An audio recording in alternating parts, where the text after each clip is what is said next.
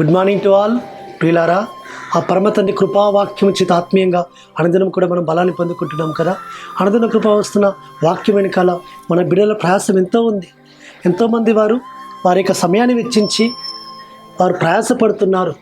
ఆ ప్రయాస దగ్గర ప్రతిఫలం వారు పరమ తండ్రి వారికి అనుగ్రహిస్తున్నారు.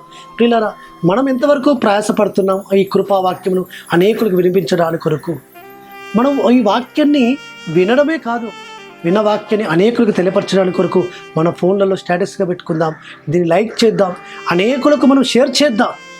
అనేకులు కూడా వాక్యం విన్నట్లుగా మనవంతు సహాయం మనవంతు చేద్దాం, మనవంతు ప్రయాసం మనం పడదాం. ఆ పరమతని మనల్ని కూడా ఆశీర్వదిస్తాడు. మన బిడ్డలు ఎంతోమంది ఈ యొక్క రికార్డింగ్ వెనకాల, దీని ఎడిటింగ్ వెనకాల, దీని అప్లోడింగ్ వెనకాల మన బిడ్డలు ఎంతోమంది ఉన్నారు. వారు ప్రయాసపడుతున్నారు. వారి ప్రయాసాన్ని పరమతండ్రి జ్ఞాపకం చేసుకుంటున్నారు. కాబట్టి జ్ఞాపకం చేసుకొని పరమతండ్రి వారిని ఆశీర్వదిస్తున్నారు. మనల్ని కూడా ఆశీర్వదించాలి అంటే మనం కూడా అనేకులకు తెలియపరుస్తాం. ప్రియులారా, అనుదిన కృప వస్తున్న లేఖన భాగం ఇద్దరు మనం చూసుకుంటుంటే కీర్తన గ్రంథము 50వ అధ్యాయము 15వ వచనంలో నేను నిన్ను విడిపించేదను. అవును ప్రియులారా, ఆపత్కాలమున, కష్టకాలమున, శ్రమకాలమున ఆయనకు మనం మొరపెడితే ఆ శ్రమల్లో నుంచి, ఆ కష్టాల్లో నుంచి, ఆ ఇబ్బందుల నుంచి ఆయన మనం విడిపిస్తానని ఆయన వాగ్దానం ఇస్తూ వస్తుంటున్నాడు. ఆపత్తులో నన్ను గురించి మొరపెట్టుము, నా సన్నిధికి వచ్చి మొరపెట్టుము, నేను నిన్ను విడిపించదును, నీవు నన్ను మహిమపరచెదవు. కాబట్టి ఆయన ఎందు నిమిత్తం విడిపిస్తాడు? ఆయన మహిమపరచుకోవడానికి కొరకు, ఆయన తను తాను మహిమ తెచ్చుకోవడానికి కొరకు. కాబట్టి నాకు రావాల్సిన మహిమను ఇతరులకు చెందనీయను.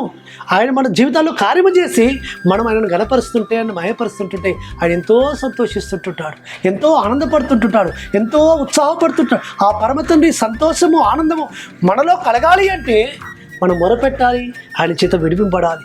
శ్రమలు వస్తాయి, రాక మానవు.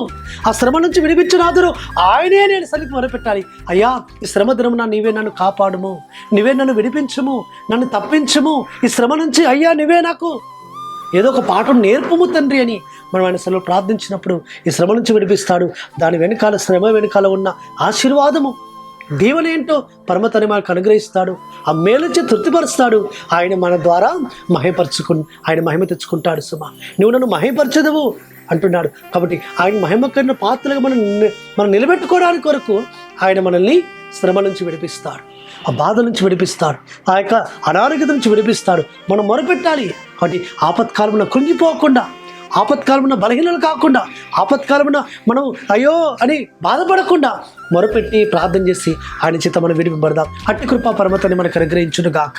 ప్రార్థన చేసుకుందాం. పరిశుద్ధ పరమతండ్రి, ఆపత్కాలమున మేము సరికొచ్చి మొరపెడుతున్నప్పుడు అయ్యా మీరు మనం విడిపిస్తారు, మిమ్మల్ని మహిపరిచే వారుగా మీరు మనం నిలబెడతారు. నాయనానికి స్తోత్రములు. అట్టి విధంగా మీరు మనం చేయమని ప్రార్థిస్తూ దాశ్వామిస్త నామమున స్తుతించి ప్రార్థించి వేడుకుంటున్నాము తండ్రి.